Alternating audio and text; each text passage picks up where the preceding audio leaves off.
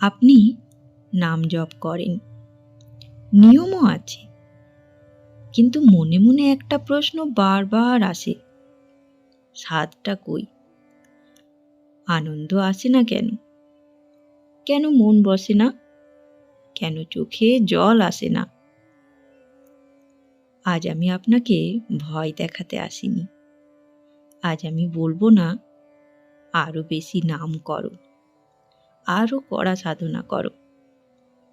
আজ আমরা শুনব ঠাকুর শ্রী শ্রী রামকৃষ্ণদেব কি বলেছিলেন নাম জপের স্বাদ নিয়ে।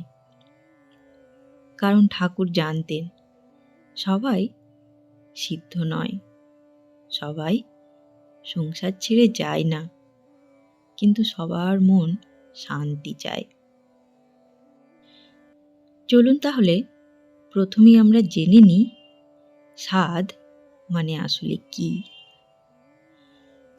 আমরা যখন বলি নাম জপে স্বাদ, আমরা আসলে কি চাই? আমরা চাই মন ভালো লাগুক, কান্না আসুক, ভেতরে একটা উষ্ণতা হোক।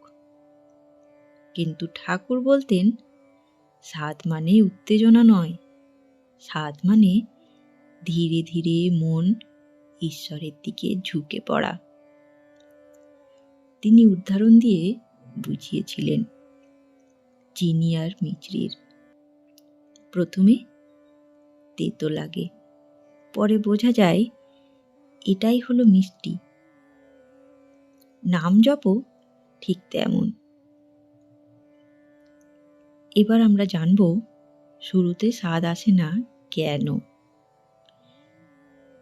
ঠাকুর খুব সহজ কথায় আমাদের বুঝিয়ে দিয়েছেন, যে মন এতদিন ভোগে থেকেছে সে হঠাৎ ঈশ্বরে আনন্দ পাবে, এটা আশা করাই ভুল।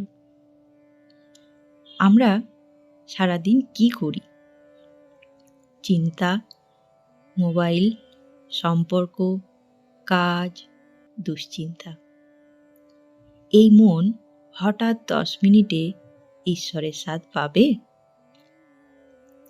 ঠাকুর বলতেন বীজ আজ বুনলে ফল কালই পাওয়া যায় না। এই কথাটা খুব গুরুত্বপূর্ণ। অনেকেই নাম জপ ছেড়ে দেন, কারণ তারা তাড়াহুড়ো করেন। চলুন এবারে জানি স্বাদ না এলে কি নাম জপ বৃথা? না, একদম না। ঠাকুর শ্রী শ্রী রামকৃষ্ণদেব বলতেন আগুন জ্বলছে কিনা দেখো ধোঁয়ায়। আপনি নাম করছেন, এটাই প্রমাণ ভেতরে আগুন আছে। স্বাদ না পেলেও নাম কাজ করে, মন না বসলেও নাম কাজ করে। কারণ নাম মনকে নয়, অহংকারকে ধীরে ধীরে ভাঙে। এবার জানব স্বাদ আসার লক্ষণ কি। শ্রী শ্রী ঠাকুর রামকৃষ্ণদেব বলতেন স্বাদ এলে বড় কিছু হয় না, ছোট্ট ছোট্ট পরিবর্তন হয়। যেমন নাম না করলে অস্বস্তি, ভোগে আগ্রহ একটু কমে, একা থাকতে ভালো লাগে, ঈশ্বরের কথা শুনলে মন নরম হয়। এগুলোই আসল লক্ষণ। আজ যদি আপনি বলেন আমার নাম জপে স্বাদ নেই, তাহলে মনে রাখবেন আপনি একা নন, এই পথেই সবাই হাঁটছে। ঠাকুর বলতেন ডাকতে ডাকতে ডাক আসে।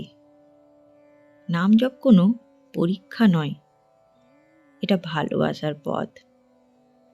আর শুধু একটু বলুন ঠাকুর আমি পারছি না, তবু ছাড়ছি না, এটুকুই যথেষ্ট। আচ্ছা, আপনি কি নিয়মিত নাম জপ করেন? স্বাদ পান, আনন্দ পান, আপনি এখন কোন অবস্থায় আছেন? শুরুর পথে না মাঝপথে? আমাকে কমেন্টে লিখে জানান।